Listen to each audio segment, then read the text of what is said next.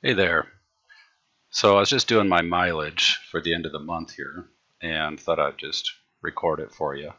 Um, so when you have a personal vehicle that you use for work, in other words, the vehicle is not in your company name and used exclusively for business.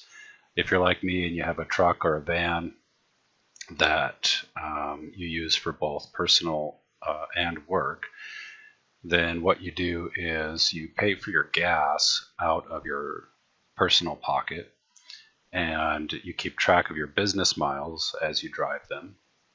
And then at the end of the month, you can reimburse yourself the cost of the miles, essentially.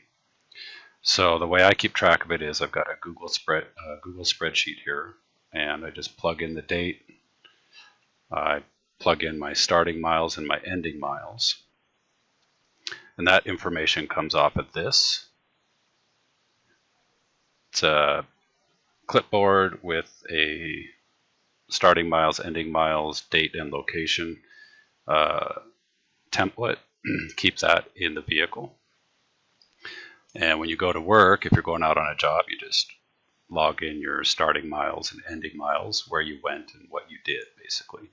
IRS wants to see where did you go, what did you do, because they want to justify those miles.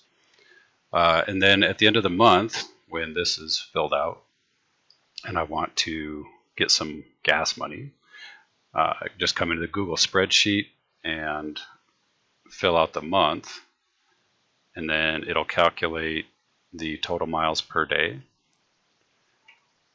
and the total miles for the month. And then you just take your total miles for the month, which is here, you multiply it by the mileage rate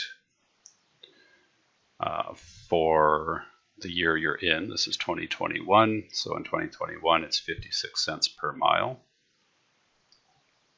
So times 0.56, and I'll pay myself $219.52. I'll cut a check from the business or transfer it to my account, to my personal account, as a reimbursement. This number goes into my accounting software as an expense. So I say this month I spent $219.52 on gas, and that that number is before taxes. So got the business revenue minus this expense, and it's non-taxable. So that's how I handle my mileage. I know there are apps that you can use that'll track your mileage and calculate all this stuff for you. I've used a couple of them in the past.